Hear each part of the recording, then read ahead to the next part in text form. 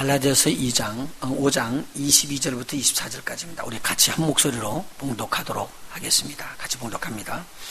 오직 성령의 열매는 사랑과 희락과 화평과 오래 참음과 자비와 양성과 충성과 온유와 절제니 이 같은 것을 금지할 법이 없느니라. 그리스도 예수의 사람들은 육체와 함께 그 정과 욕심을 십자가에 못 박았느니라. 아멘. 성령의 열매는 오늘 본문의 말씀처럼 9가지입니다. 지난 주일에 3가지 것을 했습니다. 사랑과 희락과 화평입니다. 그리고 오늘 6가지 것을 살펴보도록 할 것입니다. 우리 먼저 성경을 한번 찾아봅시다. 로마서 5장입니다.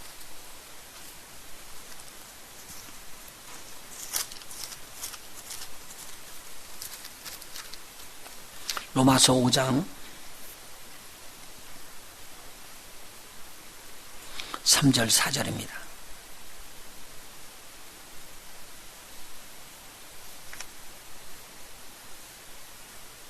3절하고 그 다음에 8절하고 3절 8절입니다. 3절 같이 읽습니다. 다만 이뿐 아니라 우리가 환난 중에도 즐거워하나니 이는 환난은 인내를 그 다음에 8절이요. 같이 읽습니다. 우리가 아직 죄인 되었을 때에 그리스도께서 우리를 위하여 죽으심으로 하나님께서 우리에게 대한 자기의 사랑을 확증하셨느니라. 오늘 여기서 보면은 하나님의 사랑은 우리가 구원함을 받은 다음에 부어진 게 아니라 죄인이었을 때 부어진 것입니다. 이것은 하나님께서 우리를 사랑하심으로 우리 죄를 사하고 우리를 구원하시고 이런 거예요. 그러니까 이 사랑, 우리가 죄인이었을 때 부어주셨던 그 사랑, 이 사랑이 우리를 감격하게 합니다. 하나님의 사랑은요, 위로부터 부어줘서 우리에게 머무르거든요. 그런데 이 위에서부터 부어주실 때 우리에게 조건을 받아갖고 너는 이쁘고 너는 잘하고 착실하고 그러기 때문에 부어준 게 아니라 우리가 다 죄인이었을 때 부어준 그 사랑, 그때부터 시작된 사랑이다. 이 사랑이 우리에게 마음껏 부어지면은 우리는 놀랍니다. 아, 하나님의 사랑이 내가 죄인이었을 때부터 부어졌구나. 그래서 이 사랑을 우리도 이제 그렇게 나타내 보인다면 의로운 사람에게 부어주는 거요, 의롭지 않은 사람에게 부어주는 거요, 의롭지 않은 사람에게 부어줘야 되죠. 그래서 사랑의 열매는요, 내가 우리 하나님으로부터 죄인이었을 때 은혜를 받고 그 사랑을 받은 것처럼 나도 죄인인 사람들, 의인이 되지 못한 사람들에게 이 사랑을 나눠주는 사랑입니다. 이걸 아가페 사랑이라고 이야기를 하죠. 두 번째입니다. 전도서 2장 24절 한번 찾아봅시다. 전도서요.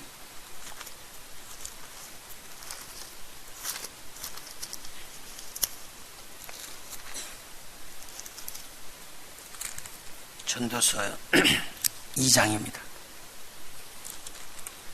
24절 한번 같이 봉독해 볼까요? 24절 구약성경 948페이지입니다. 24절 같이 읽습니다. 시작. 사람이 먹고 마시며 수고하는 가운데서 심령으로 낙을 누리게 하는 것보다 나은 것이 없나니 내가 이것을 본즉 하나님의 손에서 나는 것이로다. 심령에 낙을 누리는 거요, 기쁨입니다. 하나님께서 그 손으로 주시지 아니하면 이 낙을 누릴 수가 없다는 거죠. 조이입니다. 이 기쁨이 우리에게 이 성령의 역사로 말미암아 우리 속에 부어져서 우리에게 큰 이런 기쁨이 넘치는 열매가 맺어지면 얼마나 좋을까. 이것이 바로 두 번째 열매입니다. 조이, 기쁨입니다. 세 번째 것입니다.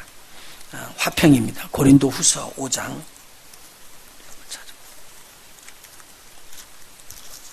고린도후서 5장 많이 암송했던 거죠.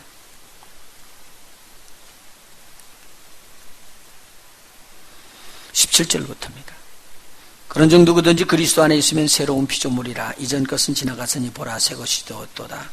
모든 것이 하나님께로 났나니 저가 그리스도로 말미암아 우리를 자기와 화목하게 하시고 또 우리에게 화목하게 하는 직책을 주셨으니. 같이 봉독합니다. 이는 하나님께서 그리스도 안에 계시사 세상을 자기와 화목하게 하시며 저희의 죄를 저희에게 돌리지 아니하시고 화목하게 하는 말씀을 우리에게 부탁하신 하셨느니라. 하나님께서 우리에게 이 하나님의 귀한 화목케 하는 말씀을 주셨습니다. 예수님께서 유대인들을 복음화하고 그리고 이방인들을 복음화해가지고 이 둘이를 그리스도 안에서 하나로 만들어버렸습니다. 그래서 서로 이방인들이 있기 때문에 원수지간이었었는데 이제는 원수지간이 아니라 서로 하나이 되고 서로 위로하고 하나님의 자녀로서 한 지체가 되었습니다. 얼마나 귀한 일인지 모릅니다. 그래서 화평이라는 것은 우리 주님 안에서 일어나는 것입니다. 서로들 둘이서 다투다가 화해하는 게 아니라 하나님하고 합칠 수 없는 자리. 그래서 유대인이 먼저 하나님의 자녀가 돼서 그렇게 회복되고요. 이방인들이 또 하나님의 자녀가 돼서 하나님 안에서 우리 주 예수 그리스도로 말미암아 이렇게 하나가 되어버렸습니다.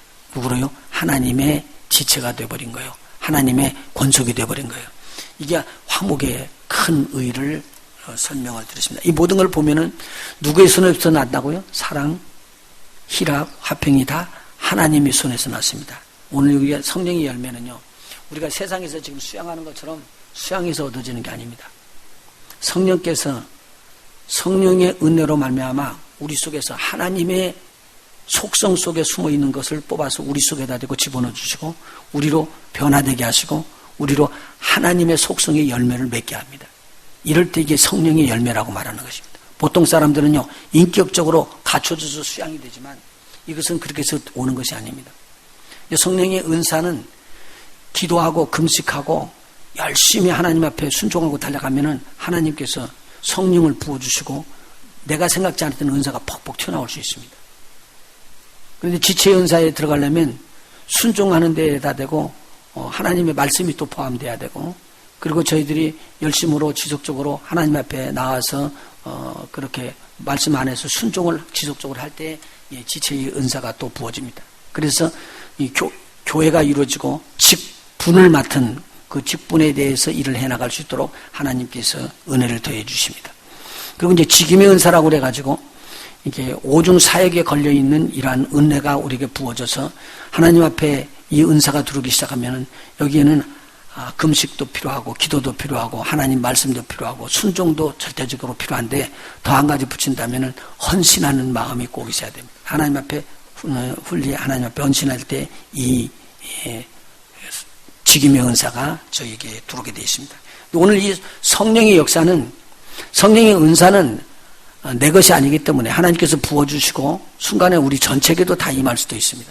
그런데 성령의 열매는 개인적으로 한 사람 한 사람들이 성령의 역사로 말미암아 우리 속 사람이 바꿔져서 인격의 열매가 맺어져야 되기 때문에 지금 이건 굉장히 중요한 것입니다. 오늘은 특별히 그 중에서 오래 참음에 대한 은사입니다.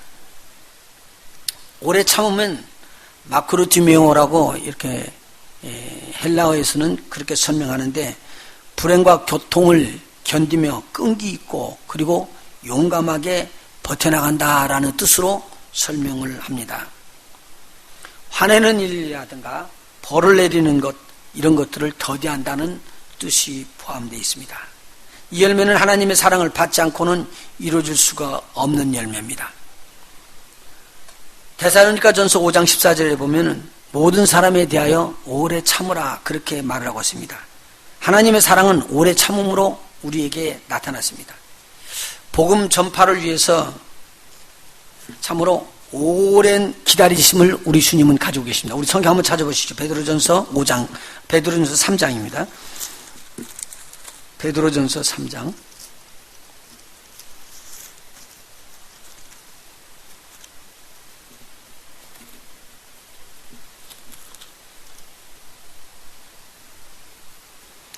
베드로전서 3장.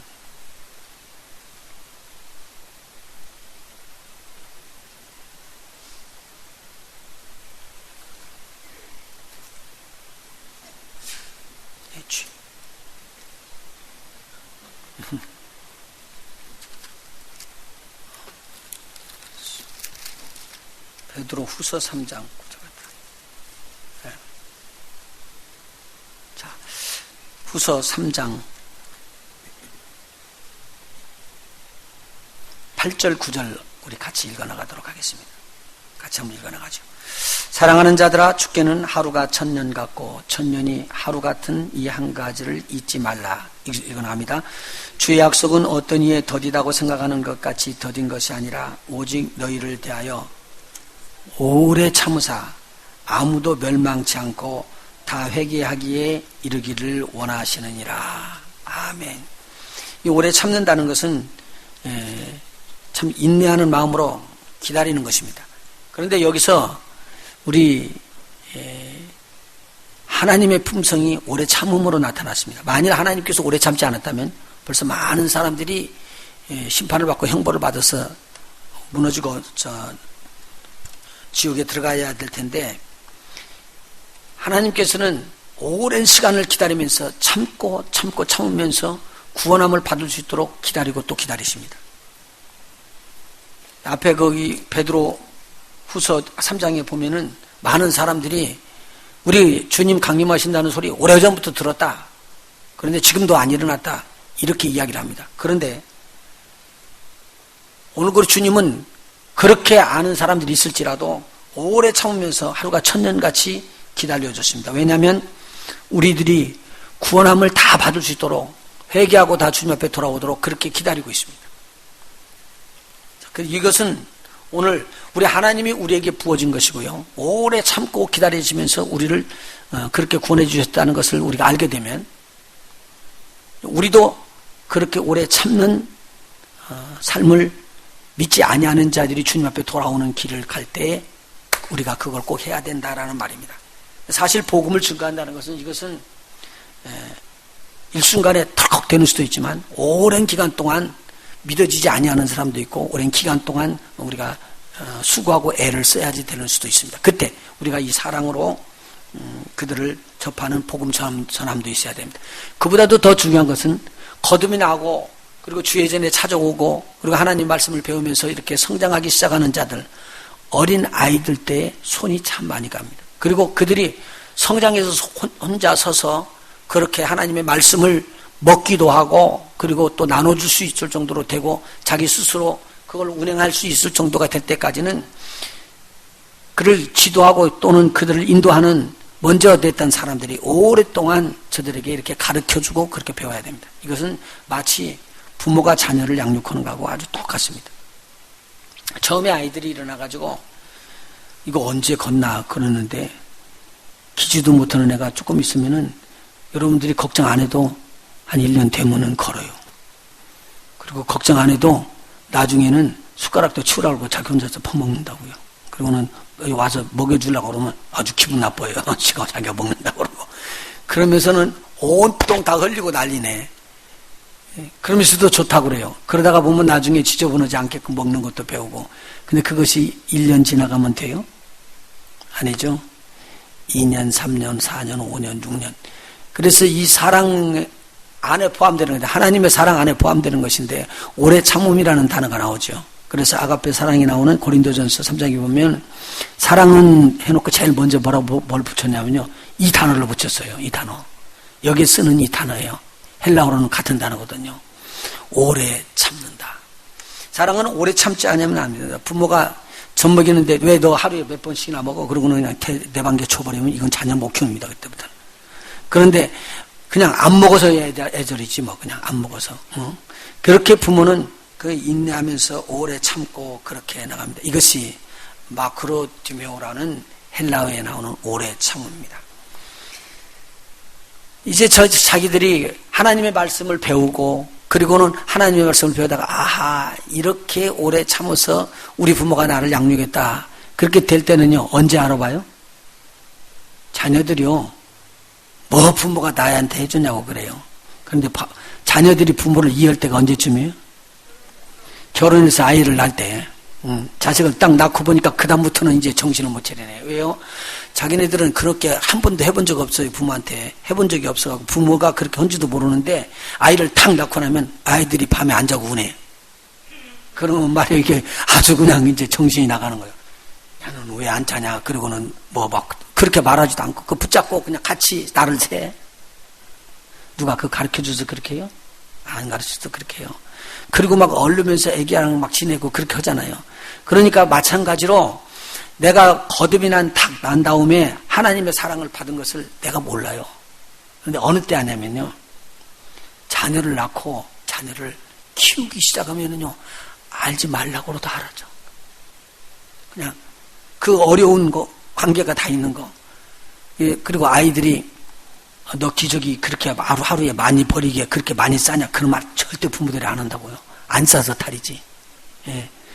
그렇게 돌봐주고 또 돌봐주고 또 돌봐주고 그렇게 하면서 그 아이가 그냥 웃기만 한번 착 웃어줘도 그냥 이놈이 말이야 재롱 떤다고 그러고 좋아라고 그러고 얼마나 그래요.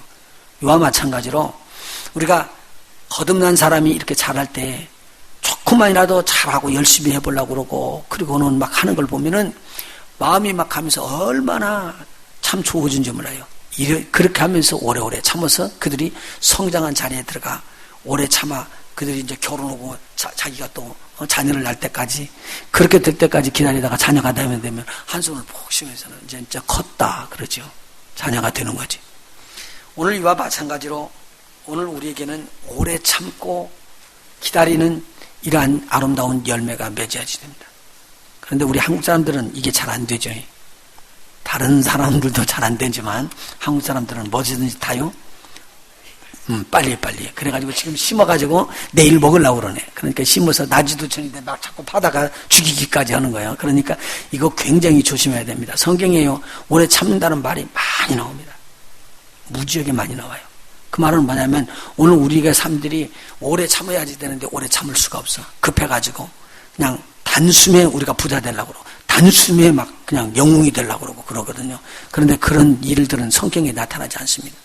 오랜 기간 동안 그렇게 천천히 성장하는 것을 볼 수가 있어요. 저와 여러분이 지금 같이 성장하고 있습니다. 언제까지요? 우리가 죽을 때까지 우리는 계속적으로 성장해 나가는데 그때까지 오래 참으시는 저와 여러분이 되시면 참 감사하겠습니다. 옆에 분들에게 인사하셔요. 우리 오래 참읍시다. 그런데 우리 한번 성경 찾아봐요. 야고보서.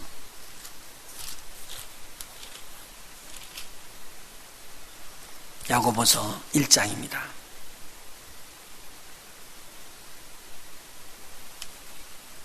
같이 한번 읽어볼까요? 12절이요. 시작. 시험을 참는 자는 복이 있도다. 이것에 옳다 인정하심을 받은 후에 주께서 자기를 사랑하는 자들에게 약속하신 생명의 면류관을 얻을 것임이니라. 여기에서 지금 뭘 참는다고 그랬죠? 시험을 참는다고 그랬습니다. 그 시험은요, 우리가 하나님을 진짜로 사랑하는가 이것을 확인하기 위해서 주시는 겁니다. 시험은 굉장히 어렵고 고난스럽고 환난이라고 봐야지 되는데 이 환난과 어려움과 고난 속에서도 하나님에 대한 믿음을 가지고 그 복음을 복스러운 그 하나님을 향해서 조금 더 변질되지 않냐고 꾸준하게 나가는 그 인내를 가졌을 때에 이것을 갖다가 비로소 하나님께서 말하는 시험을 참고 오래 참고에 넘어갑니다. 그러면은 복이 있다. 생명의 멸관을 얻게 된다. 이런 열매하고요. 다른 성령의 열매하고도 또 서로 연관이 됩니다만은 이건 여기까지 그렇게 말씀을 드리도록 합니다. 이제 그 다음에 다음번 열매인데요. 이 열매는 자비의 열매입니다.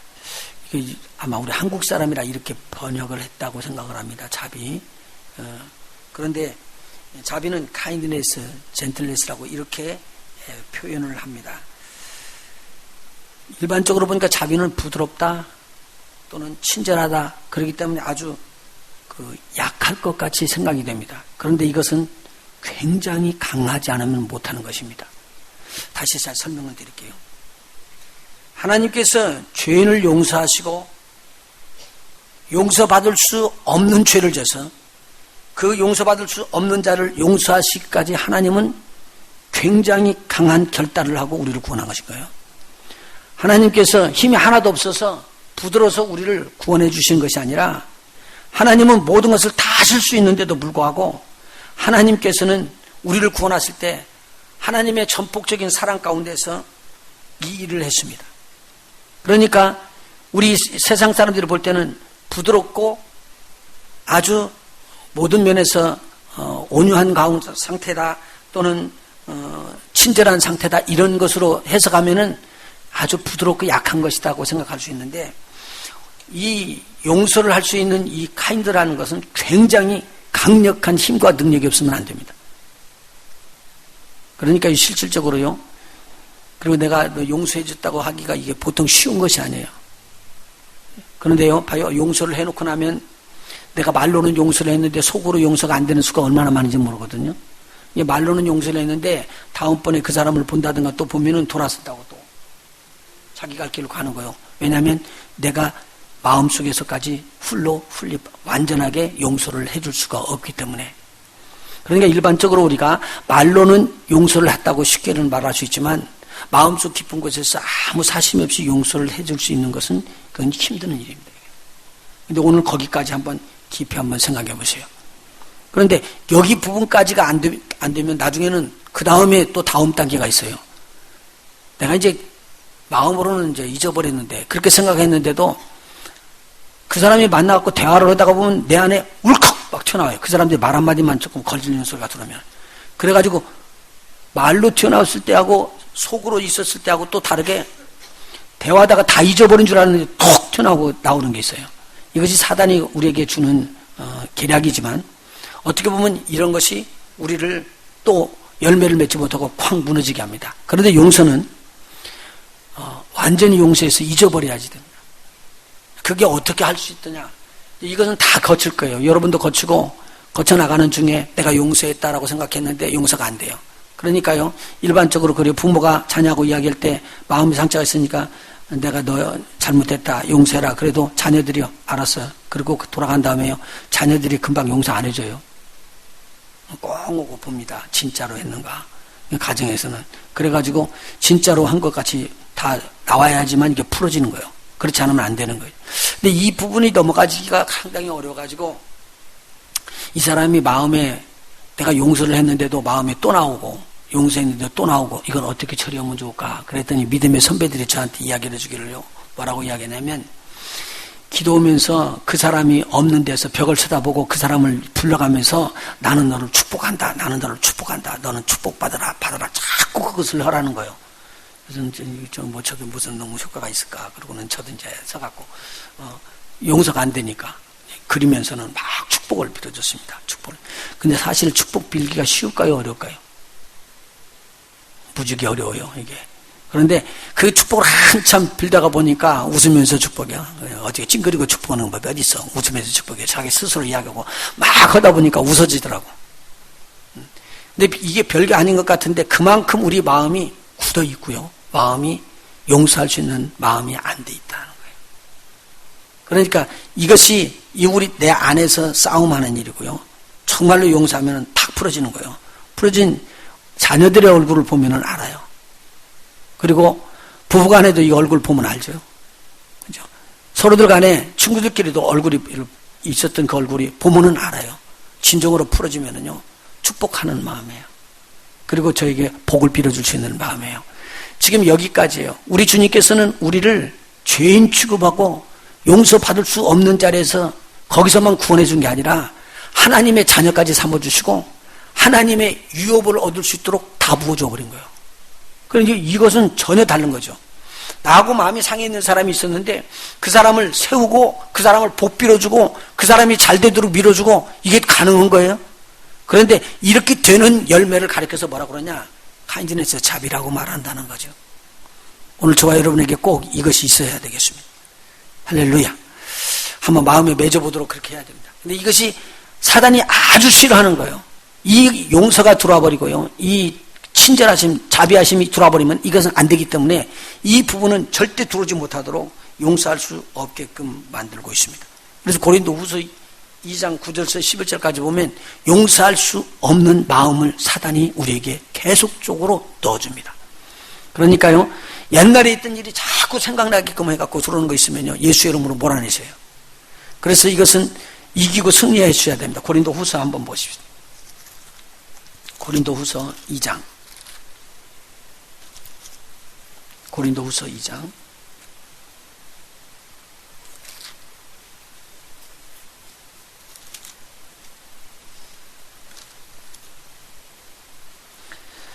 8절입니다. 여기 지금 자기 계모를 통과를 했습니다. 그래가지고 책망을 받아서 출교령을 내렸는데 그가 이제 너무 근심에 빠져 있으니까 그의 영혼은 구원함을 받아서 하나님을 믿는 자이기 때문에 그들 용서라고 두 번째 고린도서에서 바울이 편지해 주는 내용입니다. 그래서요 7절을 제가 읽을 테니까 8절 여러분 읽어나갑니다. 그런즉 너희는 차라리 저를 용서하고 위로할 것이니 저가 너무 많은 근심에 잠길까 두려워하노라. 8절 읽습니다. 그러므로 너희는 권하노니 사랑을 저희에게 나타내라. 사랑을 나타내라 합니다. 너희가 범사에 순종하는지 그 증거를 알고자 하여 내가 이것을 너희에게 썼노라.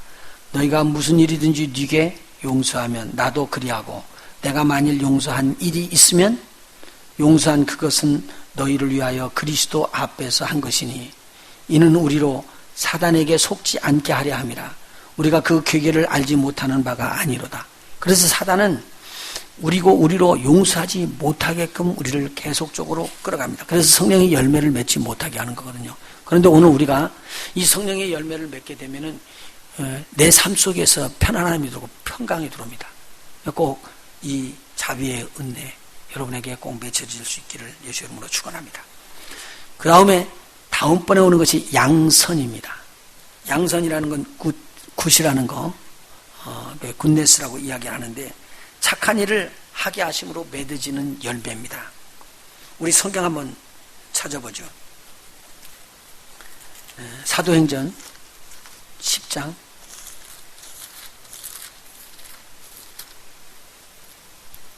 38절입니다. 사도행전 10장 38절.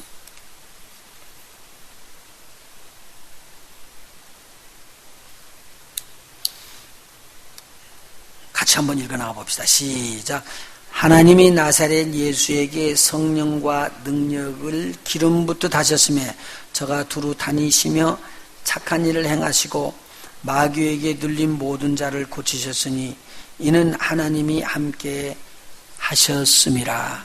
여기서 착한 일을 하기 위해서 성령과 능력을 기름 붓듯 하셨습니다. 그래서 예수님이 이 착한 일을 하셨는데 예수님이 이 착한 일을 누구한테 하라고 그러냐면요, 자기 제자들에게 하라고 그래요. 요 내용을 그대로 놓고요, 마태복음 10장 한번 보실까요? 마태복음 10장. 마태복음 10장입니다.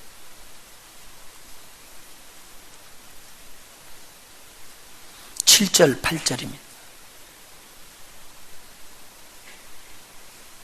7절, 8절이요. 같이 읽어나갑니다. 시작. 가면서 전파하여 말하되 천국이 가까웠다 하고 병든 자를 고치며 죽은 자를 살리며 문둥이를 깨끗하게 하며 귀신을 쫓아내며 너희가 거저받았으니 거저 주어라. 거저받았으니 거저 주라고 했던 그 내용 중에서 병든 자를 고치며 죽은 자를 살리며 문둥이를 깨끗하게 하며 귀신을 쫓아내며 라고 말하는 일들이 다 무슨 일이라고요? 좋은 일들입니다. 여러분 보십시오. 이 세상에서 좋은 일은요, 여러분들이 세상에서 보는 재물을 갖다가 나눠주면 됩니다. 그래서 먹을 걸 나눠주거나 가난한 자들 집을 지어주거나 옷이 없는 자들 옷을 사주거나 그들에게 풍성한 것으로 나눠줄 수 있습니다. 이것도 좋은 일입니다. 그래서 굿이라고 쓸 수 있습니다. 그런데 그런 것들을 할 수 있다고 오늘 여기 기록되어 있는 성경에 기록된 이 내용의 것들을 할 수 있느냐? 할 수 없다는 말입니다. 이 성경에 있는 이 내용은 누구로부터 받아야 되냐면요, 하나님으로부터 받아야 됩니다. 누구로부터 공급되어지냐면요, 성령께서 이것을 공급해 주지 않으면 안 되기 때문에 성령과 능력을 기름 붓듯 하셨을 때 가서 착한 일이 일어나는데 이 착한 일이 일어나는 거예요. 그래서 성령의 역사 중에서 성령의 열매, 오늘 두 번째 설명해 드리는 겁니다. 이 성령의 열매는 위로부터 부어주는 것이에요. 하늘에 있는 것을 이 땅에 나눠주는 것입니다. 그러니까 세상에 있는 사람들이 세상의 지혜, 세상에 가지고 있는 철학, 세상에 갖고 있는 훈련을 가지고 이것을 맺을 수가 없다는 말입니다. 그러면 성령의 열매를 맺을 수 있는 길은 성령의 기름 부음이 임하고, 그리고 성령께서 우리를 충만하게 이끄시면서 하나님께서 원하시는, 우리 주님께서 원하시는 착한 일을 할 수 있도록 만들어주는 것입니다. 그 착한 일이 뭐냐고 그랬더니 병든 자를 고치며 죽은 자를 살리며 문둥이를 깨끗하게 하며 귀신을 쫓아내는 일이었더라. 사도행전 조금 전에 말씀드린 거 보시죠. 하나님이 나사렛 예수에게 성령과 능력을 기름 붓듯 하셨으며 저가 두루다니며 착한 일을 행하시고 라고 말하고 있습니다. 이 착한 일이 바로 앞에 있는 그 말씀과 같은 말입니다. 그러면 오늘 여기서 우리가 무엇을 배울 수 있냐면 오늘 착한 일 우리가 해야 된다고 하는데 이것은 우리 힘으로는 아니 되니까 누구의 힘을 꼭 얻어야지 된다고요? 위로부터 부어주시는 하나님의 성령의 기름 부음이 오늘 우리에게 충만하게 임하여야 되겠구나. 그래서 성령으로 말미암아 우리의 삶 속에서 나타나는 것입니다. 그래서 병든 자를 치료하고 저들을 회복케 하는 하나님의 은혜가 임하여야 됩니다. 이것은요 아무나 못해요. 그래서요. 누구만 할 수 있어요? 믿는 자들만 할 수 있어요. 누구만 할 수 있어요? 성령의 기름 부음이 있는 자들만 할 수 있어요. 그래서 오늘 저녁 때 기도할 때 성령의 기름 부음이 흘러넘치고 충만해지시길 예수님으로 축원합니다. 여러분 주위에 이 착하고 복된 이것을 전해야지 돼요. 이 하나님의 복음이요 성령으로 이렇게 증거되지 않으면 가서 전달해갖고 지식이 전달돼서 영혼이 거듭이 안 납니다. 그러니까 죽은 자가 살아나는 일 절대 할 수 없습니다. 다시 말씀드릴게요. 이것은 하나님의 역사가 일어나는 것이고 이 사람이 말을 했는데 이 사람이 문제가 아니라 저 사람이 살아야지 되기 때문에 하나님께서 초월해서 그 말을 달리 들리게끔 해서라도 그 사람이 감동 감화 받아가지고 영혼이 거듭나면 몰라도 그렇지 않으면 이 전하는 말이 성령의 역사가 없으면은 거듭날 수가 없다는 말입니다. 울리는 괭가리 같은 소리밖에 안 된다는 소리죠. 자, 그 다음에 우리가 네 번째 이번에 오늘 살펴볼 것은 충성이라는 단어입니다. faith입니다. 이것은 하나님의 일을 하는 일꾼들에게 주시는 내용의 말씀입니다. 지금 전부 다 성령의 열매 맺는 것은요 일꾼들에게 주는 말씀이지만 이 faith는 일꾼들에게 주는 특별한 말씀입니다. 그래서 고린도전서 4장 2절에 보면 이런 말이 나옵니다. 그리고 맡은 자들에게 구할 것은 충성이니라 라는 충성입니다. 충성을 faith라고 이야기합니다. 믿음이라고요. 그리스도의 일꾼들, 하나님의 비밀을 맡은 자들이 가져야 할 성품 중 이것이 참 중요한 것 중에 하나입니다. 어려울 때 충성을 볼 수 있는 것이지 좋을 때 충성은 찾아볼 수가 없습니다. 보십시오. 풍성한 것이 많고 모든 것을 다 갖추고 있는데 충성한 사람들이 나오라고 하면 전부 다 충성한 사람 같이 나옵니다. 그래서 실질적으로 충성을 언제 알 수 있느냐? 충성은 어려움이 있을 때 알 수가 있습니다. 이번에 그 참사, 세월호 참사가 일어났을 때 보니까 그 전에 이렇게 다른 나라에서 이렇게 여객선들이 이렇게 침몰했을 때 그 선장들이 취했던 태도하고는 상당히 많이 다르다고 이야기를 해요. 막 신문에 나오고 이제 광고에도 나오고 그러잖아요. 외국에서 자기 배가 침몰할 때 끝까지 선장이 살아남아 있어가지고요. 그 배에서 같이 죽어요. 그리고는 누구는 다 보내냐면요. 사람들은 다 살려서 나가도록 그렇게 준비를 하는 거예요. 근데 우리는 이번에 보니까 막 바지도 못 입고 그냥 뛰어나오더라고. 그걸 보면서 막 비난이 들어가고 나중에는 이제 지금 살인죄까지 이제 받았는데 썩 좋은 일이 아니에요. 자기가 이 배를 지키는 선장이라고 그러면 거기에 책임자이기 때문에 책임을 져야지 되는데 그게 안 됐다고 이야기를 하는 거예요. 근데 오늘 지금 faith라는 말은요. 하나님의 일꾼으로 이게 충성이라는 뜻입니다. 이게 군인들이 쓰는 말이에요. 실질적으로요. 충성이라는 말은 내가 이것을 지키면은 죽을 때까지 지키는 거예요. 만일 철수하라는 명령이 없으면은 나는 그것을 지키다가 그렇게 죽는 거예요. 그게 군인들이 해야 될 일이거든요. 그러니까 오늘 일꾼들이라면요. 주의 일꾼들은 주께서 명령을 뗐으면 그 명령대로 내가 지켜 행하고 끝까지 견딘다는 말이에요. 제가 성경을 찾아보니까 고린도전서 13장에 나오는 사랑장에 사랑의 15가지가 중에 하나가 뭐냐면 오래 참고 마지막에는요 모든 것을 견디느니라 그 말이 나옵니다. 견딘다는 말이 충성하는 말하고 같은 말이에요. 내가 지금 맡은 직무를 맡았는데 싫으니까 놓고 가버리는 거예요. 그렇게 하면 이게 안 된다는 거예요. 충성이라는 건 뭐냐면 놓지 않고 이것을 끝까지 붙잡고 이것을 사수해 나가는 걸 말하는 겁니다. 그러니까 나라의 충신은 언제 알아볼 수 있느냐? 나라에 어려움이 들어와갖고 환란이 들어닥칠 때, 난국이 일어났을 때 그때 진정으로 충성된 사람이 누군가가 구분돼서 나올 수가 있습니다. 충성심은요 어떻게 이렇게 분별할 수 있냐면 자기의 이익이 없을 때에도 아니 자기가 희생이 될지라도 모든 사람들을 위해서 자기가 거기에서 희생하는 그러한 마음이 있는 것을 충성이라고 이야기하잖아요. 내가 죽고 주위에 있는 전우들을 살리고 또 옆에 있는 사람들을 내가 살릴 수 있게 해서 그 어려움과 고난 자기 하나를 희생을 하는 것을 충성이라고 우리가 이야기를 할 수가 있습니다. 환난과 어려움이 닥칠 때가 아니면은 그래서 어려움을 이기면서 충성한 사람인지 충성을 하지 않는 사람인지를 알 수가 없습니다. 그리고 또 하나는요, 시험을 해보는 것입니다. 이 시험을 엄청난 시험, 엄청난 어려움과 고난이 있는데도 불구하고 자기는 나는 한 마음으로 그것을 하고 있다고 이렇게 신뢰를 보일 때 이게 하나님께서 주시는 믿음이 있는 자, 충성된 자라고 보일 수 있는 것이거든요. 그래서 충성은 그렇게 쉽게 나타나지는 않습니다.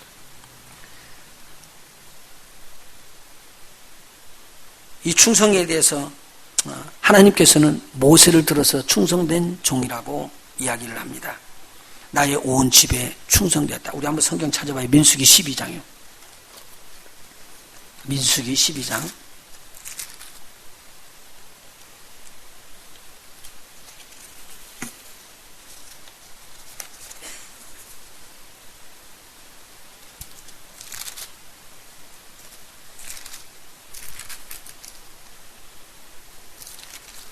민수기 12장 7절입니다.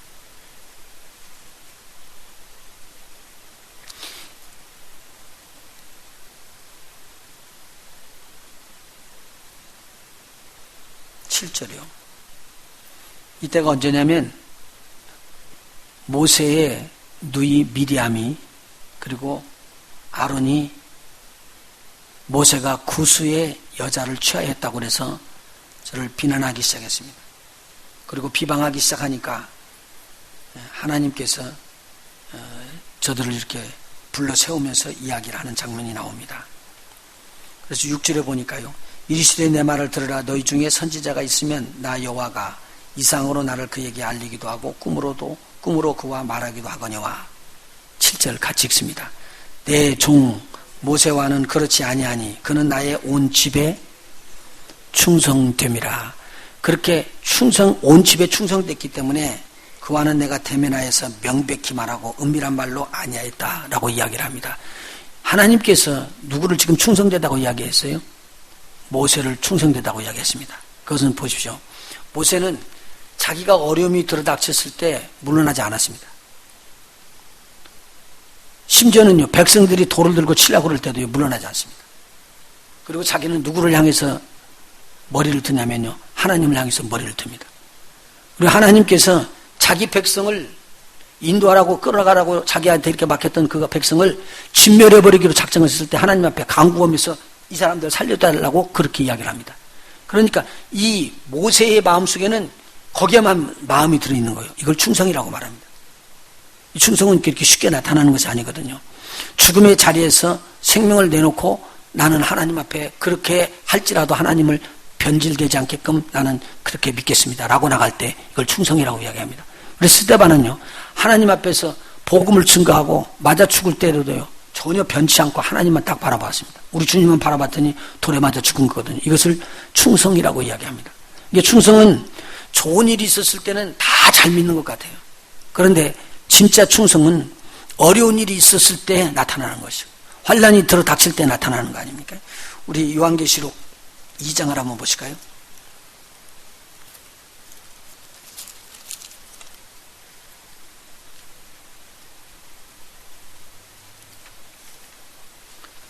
요한계시록 서머나 교회입니다. 2장 8절부터입니다. 서머나 교회의 사자에게 편지하기를 처음이요 나중이요 죽었다가 살아나신 이가 가라사대 내가 네 환난과 궁핍을 아노니. 환난 플러스 궁핍입니다. 실상은 네가 부유한 자니라. 이 부유한 것이요 물질이 많아서 부유하다는 게 아니라요, 믿음이, 너희들이 행하는 모든 일들이 하나님 앞에 부유하다 그 말입니다. 근데 실상은요, 이 사람들이 가난하고요 어려웠거든요. 그러니까 그들에게 말하는 것입니다. 너희들이 육체로 볼 때는, 육체적인 눈으로 볼 때는 정말로 불쌍하고 어렵고 궁핍하지만 영적으로 볼 때는 실상은 굉장히 부유한 자다, 그렇게 말한 것입니다. 9절이요. 내가 네 환난과 궁핍을 아노니 실상은 네가 부유한 자니라. 자칭 유대인이라 하는 자들의 회방도 아노니 실상은 유대인이 아니요 사단의 회라. 네가 장차 받을 고난을 두려워 말라. 볼지어다 마귀가 장차 너희 가운데서 몇 사람을 옥에 던져 시험을 받게 하리니 너희가 10일 동안 환난을 받으리라. 내가 죽도록 충성하라. 그리하면 내가 생명의 면류관을 네게 주리라. 여기는 환난 받고 어떻게 하라는 거예요? 조금 있다가 이제 괜찮아질 테니까 일어나라 그 말이 아니고 어떻게 하라고요? 죽어야 된대요. 그래서 여기서 뭐라고 나오냐면요, 죽도록 충성하라 그 말입니다. 이것은 죽음으로 말미암아 무엇을 지금 보이는 거예요? 충성을 보이는 거예요. 믿음이 있느냐 하는 걸 보이는 거예요.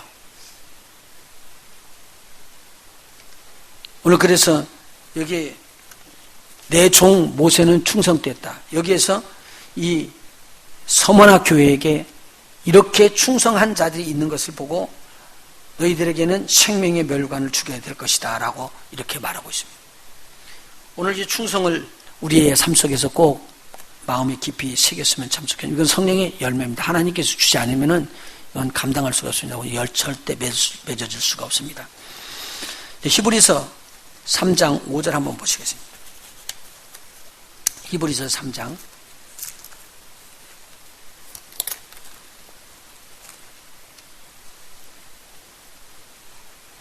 여기서 모세하고 예수님하고를 비유해서 말씀해 주고 있는 장면입니다. 또한 모세는 장래에 말할 것을 증거하기 위하여 하나님의 온 집에 사환으로 충성하였고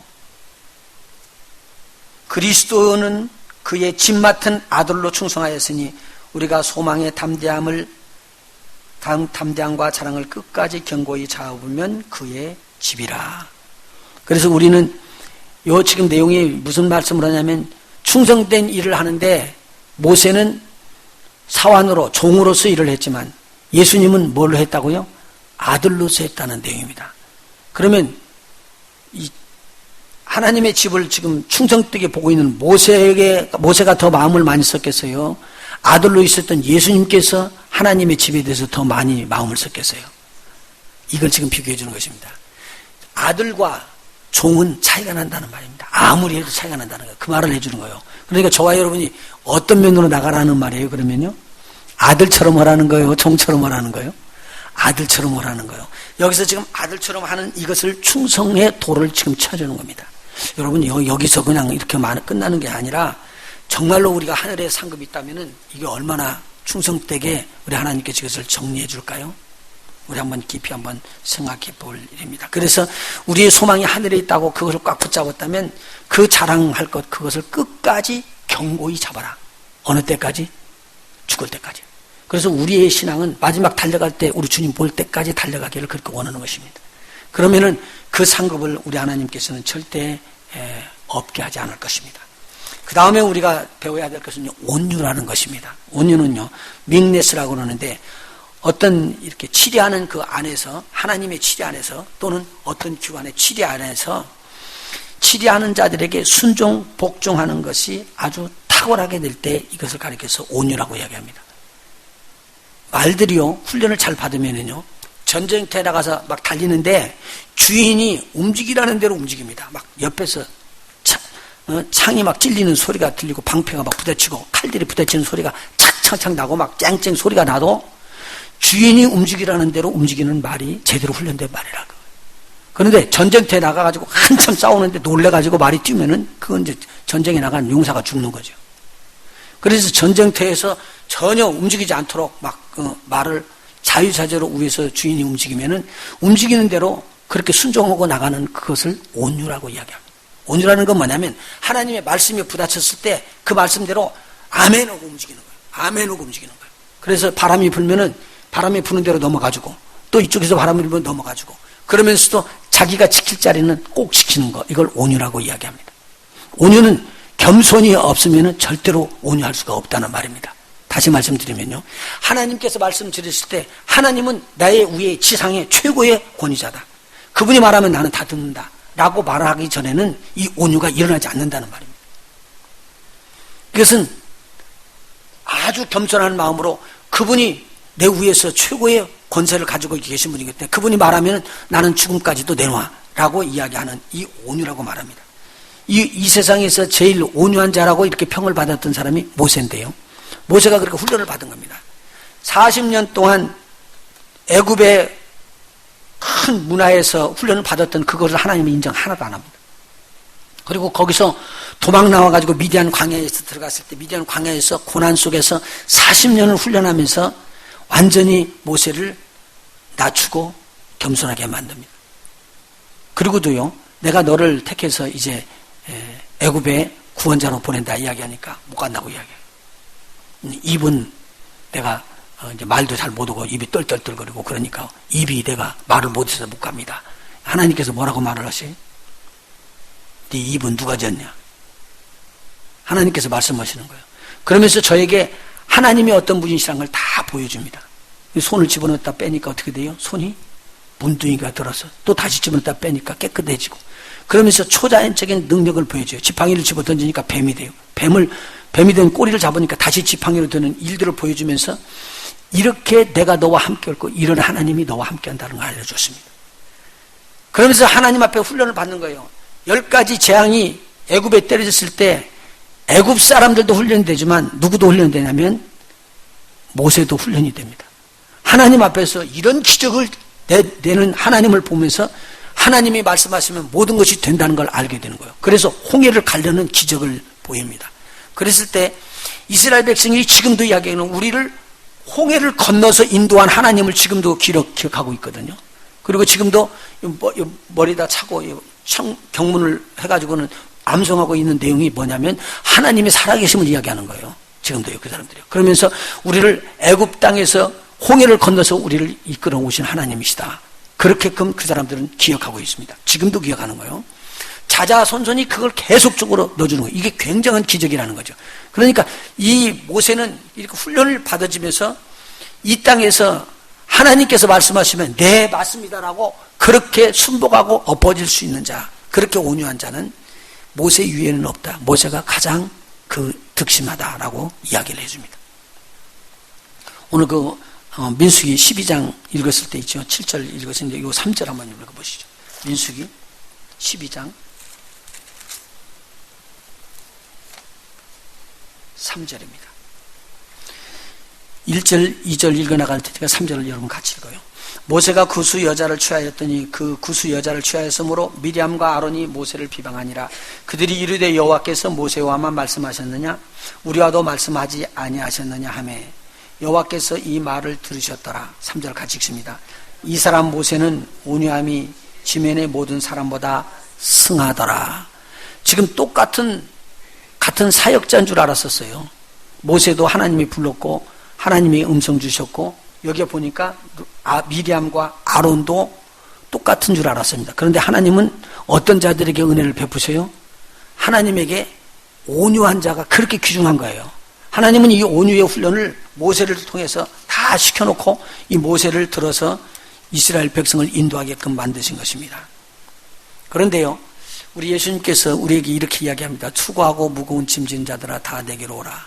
내가 너희를 편히 쉬게 하리라. 나는 그 다음에 나오는 단어예요. 나는 온유하고 겸손하니. 예수님께서 그렇게 말씀하신 것입니다. 나는 온유하고 겸손하니 내게로 와서 내 명예를 지라는 거예요. 하나님께서 주시는 명예는요 가벼워요. 그런데 우리의 명예는 우리가 무겁거든요. 그걸 내려놓으라는 거예요. 그러면서 우리에게 이 나는 온유하고 겸손하니라는 단어를 써서 예수님이 표현했습니다. 예수님은 온유하시고 겸손하십니다.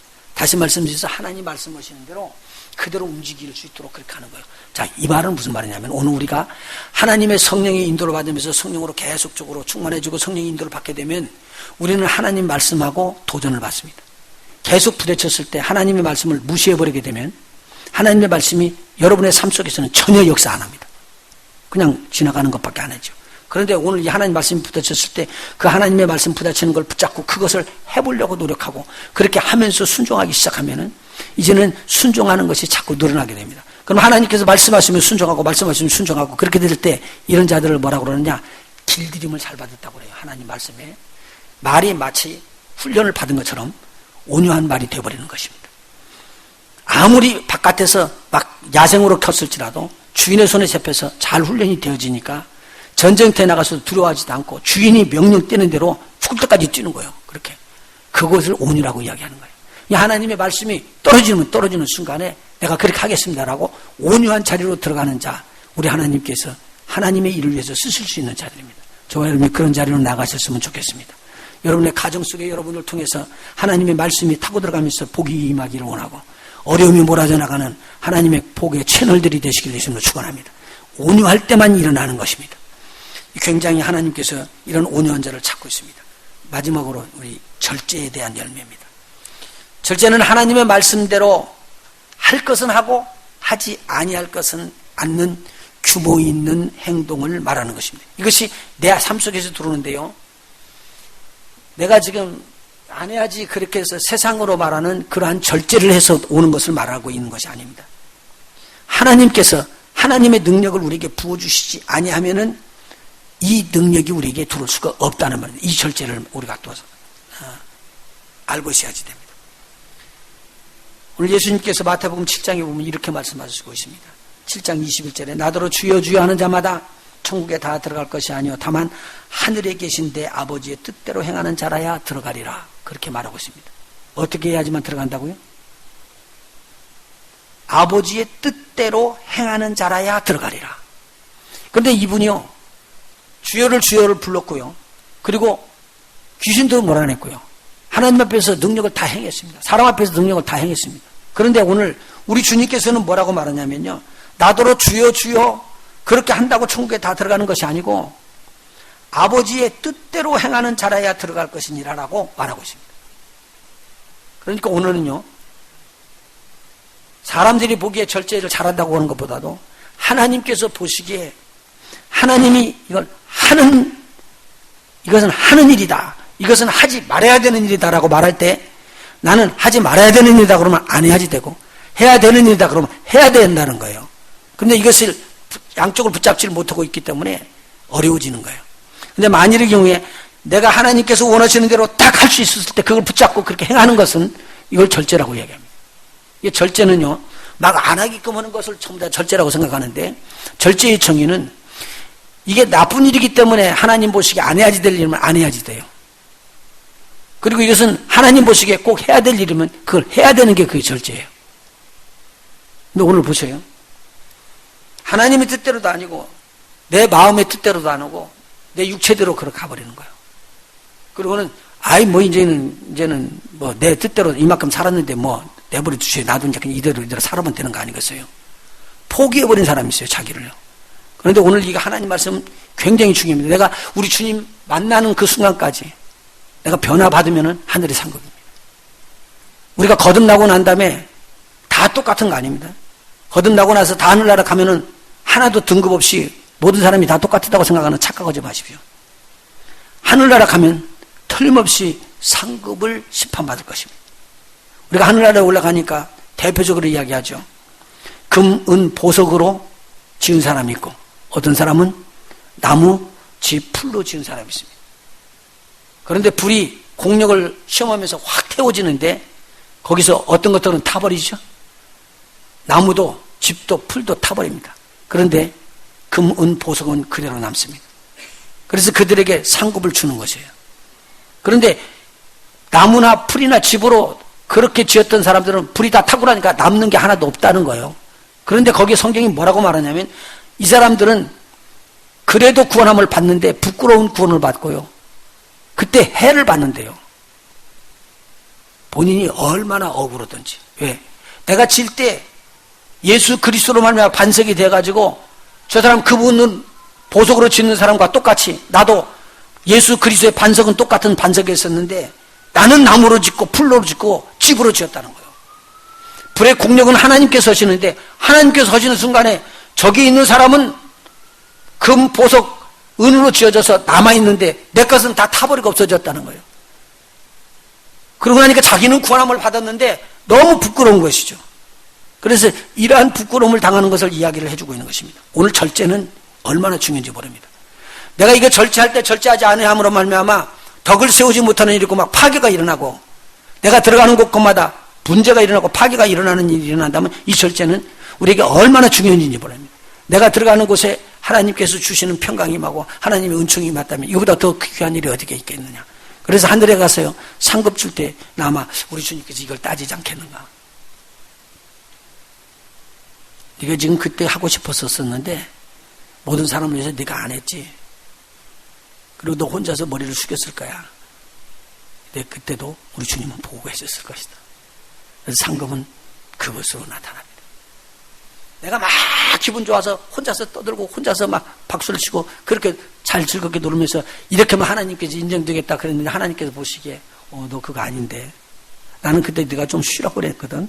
네가 좀 그때 박수 좀 안 쳤으면 좋았고 네가 입술을 좀 돌리지 않았으면 좋았을 텐데 오늘부터 박수 소리 없어지고 입술 소리 다 없어지라는 소리 아니니까 그런 말이 아니에요.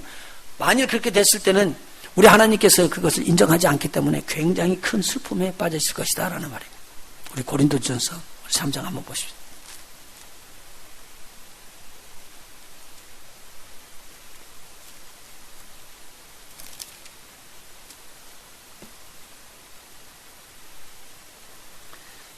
고린도전서 3장 10절입니다. 내게 주신 하나님의 은혜를 따라 내가 지혜로운 건축자와 같이 터를 닦아두매 다른 이가 그 위에 세우나 그러나 각각 어떻게 그 위에 세우기를 조심할지니라. 바울이 기초 반석은 세워놨습니다. 그 반석은 바로 예수 그리스도십니다. 이 반석 위에는 없습니다. 11절입니다. 이 닦아둔 것 위에 등이 다른 터를 닦아둘 자가 없으니 이 터는 곧 예수 그리스도시라. 12절 같이 읽습니다. 시작. 만일 누구든지 금이나 은이나 보석이나 나무나 풀이나 집으로 이 터 위에 세우면 각각 공력이 나타날 터인데 그날이 공력을 밝히리니 이는 불로 나타내고 그 불이 각 사람의 공력이 어떠한 것을 시험할 것임이니라. 만일 누구든지 그 위에 세운 공력이 그대로 있으면 어떻게 된다고요? 그렇게 되기를 축원합니다. 상을 받고 15절이요. 누구든지 공력이 불타면 뭐를 받고요? 해를 받고. 그럼 구원함을 안 받았다는 말인가요? 아니요. 해를 받으리니 그러나 자기는 뭘 받고요? 구원을 얻되 불 가운데서 얻은 것 같으리라. 한번 보십시다. 집이 타고 나무가 타고 풀이 타면은 깨끗하게 탑니까? 꺼멓게 탑니까? 그러면은 거기서 이렇게 끄집어내는 것이 깨끗할까요? 지저분해요. 검고 아주 막 재가 묻고 그랬을 거예요. 그것을 드러낼 때 보고요. 근데 자기는 구원함을 받았다는 거예요. 하나님 앞에서 구원함을 받았더니 이게 내놓을 수가 없는 거예요. 이걸 내놓을 수가 없는 거예요. 금은 보석 같으면 하나님 앞에 내드리겠는데 내놓을 수가 없는 거예요. 그때 얼마나 부끄러워요. 내가 가지고 있는 걸 드릴 수가 없으니까. 지금 그 이야기하는 겁니다. 그 이야기하는 거예요. 이 사람들 구원 받은 사람이에요? 안 받은 사람이에요? 구원 받은 사람이에요. 그러니까 인생이 풀과 같다는 것처럼 나의 인생에 걸어놓고 거기에다 대고 투자를 하면서 막 살았어요. 한참 살았는데 나중에 올라갈 때 보니까 하늘나라에 올라갈 것은 하나도 없어. 이 땅에 있는 것이라 다 타고 남는 게 없던 거예요. 아무리 말을 해도 이것은 내가 하나님 앞에서 영감이 떨어지고요. 영의 눈이 열려야 되고 영의 귀가 열려야지 됩니다. 그래야지만 이 말씀을 알아들을 수 있습니다. 오늘 복 있는 날이 되시기를 원합니다. 성령이 여러분에게 말씀해 주실 거예요. 그래서 이 아름다운 열매들을 맺어서 우리 하나님께 영광 돌리시기를 예수님으로 축원합니다. 마음에요 노가 막 차오르는데 우리 새벽에 암송하는 말씀이 있습니다. 잠언 16장 32절에 노하기를 더디하는 자는 용사보다 낫대요. 자기 마음을 다스리는 자는 성을 빼앗는 자보다 더 낫대요. 그런데 내 마음을 조절을 할 수가 없어요. 그래서 막 화가 터지는 대로 그냥 내버려 둡니다. 그리고 터져나오고 터져나옵니다. 근데 그 터져나오는 거요, 우리 하나님께서 카운트 이렇게 하시죠. 우리 한 목사님이라고 저 동부에 있는 목사님이 이게 혈기가 좀 있으셨던가 봐. 그래서 이걸 어떻게 고칠까? 그래서 자기가 그렇게 고칠 수가 없으니까 자기가 한 번 화를 내면은 금식 하루를 하기로 했대요. 그런데 한 달 동안에 밥 안 먹는 날이 더 많았대요. 얼마나 화를 내든지. 그러면서도 이 성격이 안 고쳐져가지고 화를 막 내는데 한 달에 밥 안 먹는 날이 더 많았다면 20일 정도를 밥을 안 먹었대요. 실질적으로 이야기를 하시더라고요. 열을 먹고 살았다, 처음에는. 그런데 나중에는 배가 고파서라도 안 되겠다고 그래요, 저한테. 그래서 자기를 그 절제를 하면서 참아 넘어가다가 보니까 자기의 성격이 바꿔졌노라고 그렇게 이야기를 하더라고요. 그래서 저도 이렇게 돌이켜보니까 저하고 뭐 그 목사님하고 별로 다른 것도 없어. 다 똑같으니까. 그래서 내 안에서 분위기가 일어나거나 그렇게 되면은 그것을 삭히기 위해서 안 되니까 금식하기 시작했습니다. 그랬더니 진짜로 저도 밥을 안 먹는 때가 먹는 때보다도 더 많아. 여러분도 해봐요, 진짜. 제가 해보라고 하는 말은요, 그래 되더라니까요. 기분 나쁘거나 화나거나 뭐 될 때 터져 나올 때요, 그때마다 한번 안 먹기 시작하면요, 진짜로 안 먹어지더라고.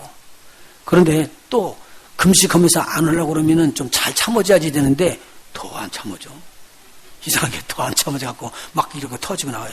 그래서 이 절제가 안 되더라는 거예요. 그러면서 저는 말해보냐면 절제를 제일 마지막에 써놨지만 실질적으로 성령의 은사 중에서 절제의 열매를 맺는 사람들은 완성된 인간이 될 수 있다. 그러더라고요, 그분이. 구분을 못했다고요. 근데 제가 그걸 보면서 야, 이게 이렇게 어려운 것이구나. 그런데 오늘 우리 성령께서 여러분 속에서 속사람을 강하게 해주실 것입니다. 마음만 먹으면. 근데 우리 하나님께 마음을 먹지 않고 오늘 목사님 또 하면 오늘 그냥 설교하는 말이지. 금요일날 항상 하는 거 아니야? 그리고 집어서 슉 집어 던지면 여러분은 이건 의의가 없어요. 그런데 이것이 오늘 주신 말씀인데 내가 마음으로 받아야 되겠어 라고 여러분이 마음에 결정을 하면 그 다음부터 후속에서 하시는 일은 우리 하나님이 하십니다. 내가 마음을 정하면 정하는 자에게 하나님의 성령의 기름을 부어주고 우리의 마음을 새롭게 하시는 역사가 있을 것입니다. 이런 귀한 밤 되시길 예수 이름으로 축원해 드립니다. 기도하십니다.